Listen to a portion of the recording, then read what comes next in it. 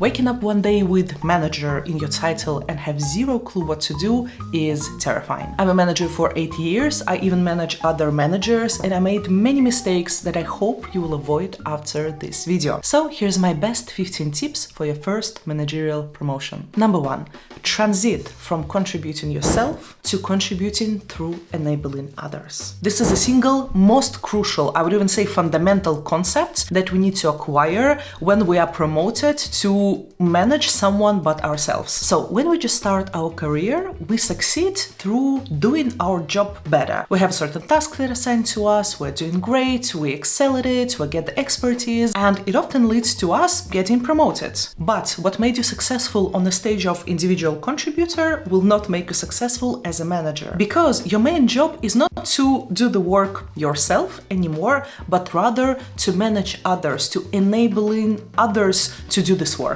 which requires different skills and different mindsets. I see many young managers really struggling at the beginning because they are so reluctant to let go of the things that they used to do that made them successful on the previous stage. So what they're trying to do is to keep doing what they used to do, but on a more intense level. But the thing is, you can still be an expert in what you do while managing the team, but you will not succeed if you will not adapt a new system of values where managing others, helping others to do their job will have a higher priority over you delivering the thing yourself. So being even aware about this mindset and responsibility transition and be willing to learn new skills once you become a manager is one of the most impactful ways for you to not get burned out and in general succeed as a manager. Listen instead of impressing. When we get a promotion, it's usually some people who trusted us with a new piece of work, with giving us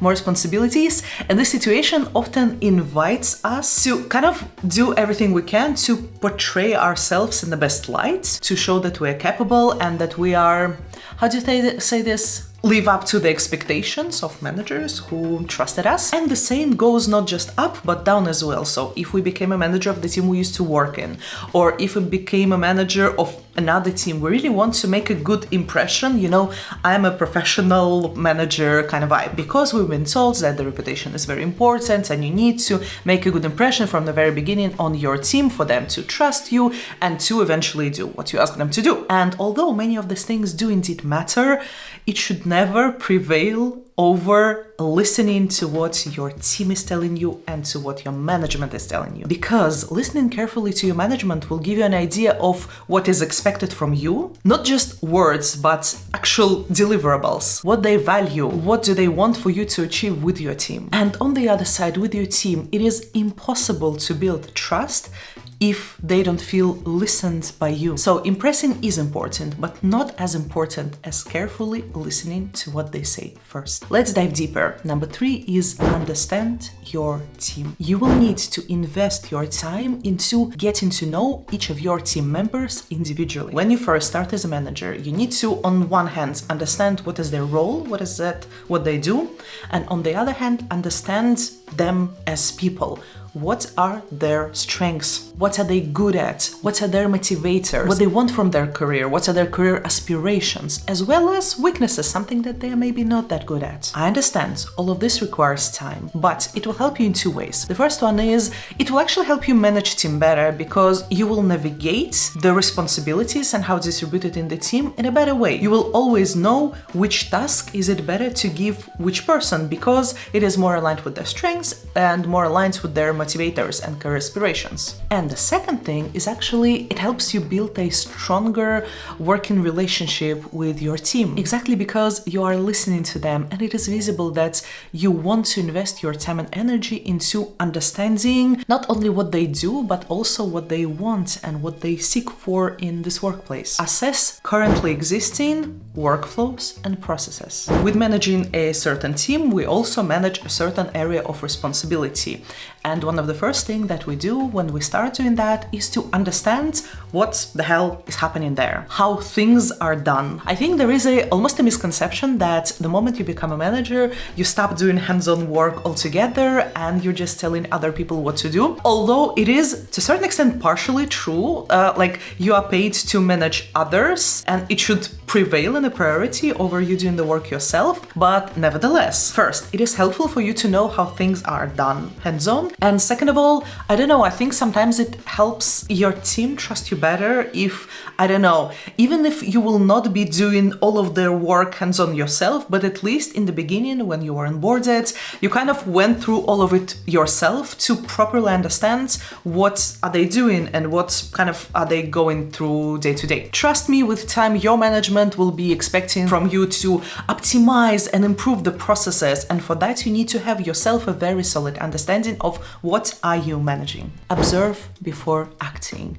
I bet many of you are great experts in your areas and you have strong opinions on how things should be done because this is your area of expertise and this is totally valid. And because of that, what I see many managers do, they rely very much on their feeling and their sense of how things should be done. And they start to make changes before they actually figure it out how things are working and why are they working the way they are. There is absolutely nothing wrong with changing the things to make better. And it's kind of your job as a manager, right? But the thing is, it should go after you understand the reasonings, why the process, how they are formed in the way they are. Maybe they already tried a certain solution in the past and it didn't work out for a reason. It is just better for you to know this reason before you jump in on changing things. And to be honest, there is like even a cliche picture of a manager who, without figuring out why things work the way they do,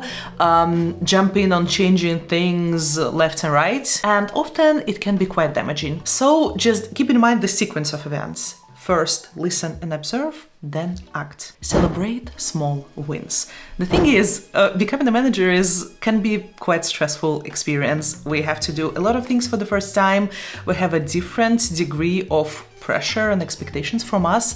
So I think that many of us kind of forget about celebrating something that went well is a thing that we tend to neglect the most because we're over focusing on what should be done, and if something didn't go well, how do we improve that? And ironically enough, I see even much more experienced managers doing the same mistakes because you kind of get so carried away with this operational work and everything and managing everyone. So you just if no one reminds you to take a step back and think, hey, but this thing we did very well, let's celebrate it. Let's take a moment to feel good about what we've done. If no one reminds you about it, it can just, slip away very easily. Recognizing achievements, even small achievements sometimes, it helps the team feel acknowledged and be more motivated in general. It was not long time ago when you were an employee yourself. Just remember one time when your manager acknowledged something good that you've done for everyone. It did feel good, I bet. And now it is your time to do this for your team. Set up a culture of open communications. I will explain with a story. So when I did my MBA here in the Netherlands, I was studying and surrounded by a lot of exceptional people, very intelligent, very smart, very successful from a career point of view. And maybe because of that, they had strong opinions on a lot of things. And sometimes when we would work together, some of them would react on ideas of others in an interesting way. So for example, someone suggests the idea and they say, yeah, no, that's not gonna work. And to them, this reaction does make sense because maybe they thought about it or they tried it in the past and they don't believe this is gonna work. But first of all, it still might. And second of all, when you are in the brainstorming mode, it kind of kills the creativity vibe when you get a critique, like in the brainstorm. Side note, when you do a brainstorm, there are stages of it. So when you generate ideas, you don't critique ideas, you just add as much as possible and only then you stop and you switch to narrowing it down to kind of cutting the ideas that are relevant. So you should not mix one with another. But here's my point. If every time someone from the team is suggesting the idea and you from a mountain of your experience just cutting it off left and right, it does not foster a culture where people are comfortable sharing the ideas. Even if you will not go with this idea, you need to create a space where people will feel comfortable sharing these ideas with you. Because we're not that, ignorant to assume that all of the great ideas will always be our ideas. And our job as managers is to help people generate these ideas and share it with everyone. And the same goes with concerns. The way you as a manager react at someone who is raising a concern to you is kind of setting the tone for everyone. And if every time we say, no, that's not going to be a problem, this can discourage people from bringing it to you next time. And if in the beginning it can feel like a small crack on the ground between you and the team, if you don't invest and put a conscious effort into fostering this transparent communication culture, this crack will grow more and more and more. And years from now, we get managers who are so detached from what their team is thinking, like almost like borderline delusional. What they do is practically damaging for everyone, and they don't even comprehend that. They don't even notice that. Manage expectations from your team and from your management. So usually in corporate, we're kind of more used to receiving the expectations, not giving it back. Our management is approaching us and telling what they want from us, and we deliver it, right? But for managerial job, that's not the case. Actually, it's not the case not only for the managerial job, but the moment you start leading a team, it becomes even more important. So often no one tells managers that they have to communicate to their bosses about what to expect. For example, they assign you to lead a team and they expect in the quarter from now some mind-blowing results. But you already know that you will need to invest this time to at least understand what is happening and not doing the active change. And even if you will be doing this active change, the effects of that will be delayed. So it is on you now to explain this to your managers, to say, hey, this is possible, but this will require more time because of this and that. So this is a quality that a little bit connected with being more active or even proactive. And I think most of new managers don't even think about this, as they just accept the rules of the game. They tell me what to do. I go to my team and tell them what to do. They report to me, I report to them, and this is how it works. But actually, it's more of a dialogue, and good management will appreciate from you this feedback loop. Not only them telling you what they expect from you, but the other way around as well. And the same approach goes to managing expectations from your team. It is on you now to tell them what you expect from them to do and give them a chance to tell you back to what extent is it feasible or not. But you set the expectations and you set a standard of accountability for them. Learn company's goals and priorities. When we are just employees in the team, sometimes we can get away without actually really thinking deeply about what is the company's mission, the strategy, the objectives for the year. But from the moment we become managers, our team will approach us with this question, and they are totally entitled to. So you better be ready. I recommend refreshing companies' mission, vision. Usually companies also have values, which answers the question, how do we want things to be done? And maybe key priorities for at least this year, because even if you are relatively far away from the big objectives that the company sets for itself, it is still required for managers to connect the goals that they set for their team with the goals of, for example, their department. And it's very helpful for you to know the connection all through this chain from the level of your team to high in the top. Sometimes it is tricky, especially if there are a lot of steps between you and the management board of the company, but it will help you to not only be consistent with the message and have always a guidance on what your team should focus on, but also I think an obvious benefit of it is that you are able to speak a different type of language with your management, with the directors and VPs in your company, because you possess this understanding of how maybe even a small thing that you and your team is doing affect the company itself. Keep yourself visible. And by visible, I not only mean, get exposure to your management for them to know who you are and what you're doing. I also mean put an effort into being approachable to others. be visible for them to reach out to you if they need something. Managerial job is not only a game of deliverables, but it's also a game of connections, of stakeholder management. Because in your position, it's not enough for you to only focus on the team below you anymore. You have a lot of new stakeholders, parts of the organization that operate near you and connected to you in one way or another. And sometimes for good or for bad, a part of our job is to have and maintain all of the stakeholder connections. Sometimes problem is solved by getting the right people together and helping them agree on something. So I personally very much believe in investing energy and effort into making yourself approachable to your stakeholders and your team when they need something. Not only to always be visible for your management, for them to know whom to promote next. Work on your credibility. So the corporate is a long game usually. So one of the best things that you can do for your long-term career is to be consistent and transparent with your decisions and with your actions. For example, if you promised something, deliver that. And if you cannot, tell in advance to manage the expectations. Or, I don't know, if you expect your team to always be on time, be bloody on time yourself. So this is the point of being consistent with what you say and what you do. And this is what is called lead by example. By doing that, you build a trust with your team, with your stakeholders, and with your managers. Look for quick wins. The thing is, after you've been promoted to a manager, there is a chance that you most likely will be expected to show some improvement compared to how the things were done or the results the team was showing previously. And you already know that you need to start with carefully listening what your team is saying and learning about the processes that are happening yourself. And when we look at all of that, if we're good experts, sometimes we notice a lot of things that can be improved. And some of them are very important and very fundamental. And we sometimes jump in on solving those things, which is completely valid. But it is a very good skill to be able to notice things that don't require a lot of effort to do, but the ones that will bring a lot of change and impact. And I encourage you to look for those things because it's not only good for the process and the team,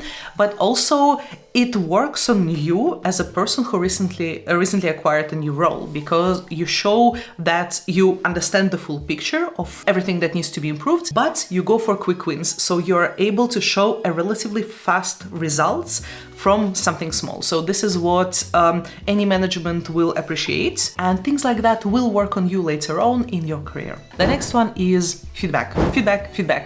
We need to provide feedback, positive feedback and constructive feedback. And by the way, again, I think that positive feedback is neglected often. It is very easy to get over-focused on something that can be improved and neglect acknowledging something that is good in the person that we're talking to. So when I facilitate workshops, I like to add some of the feedback exercises in the dynamic, and the one that I really like is feedback speed dating type of exercise where you group people into pairs for 5 minutes, and 2 minutes you give one person to share the feedback, and then the other 2 minutes the other one is sharing the feedback. And the rules of the game are you need to share 2 pieces of positive feedback and 1 of constructive feedback, and you don't have a lot of time for it, so you have to be very concise, which is actually sometimes very refreshing, and it helps you both on kind of acknowledging the good thing about the other person and choose carefully what is the most crucial constructive piece of feedback that you want to give. Because it's just the nature of us as people, if we will be asked to give 100 pieces of constructive feedback for any random person, we will be able to do that, but that's not the point. The point is to support other person in their growth, and this is how we do that.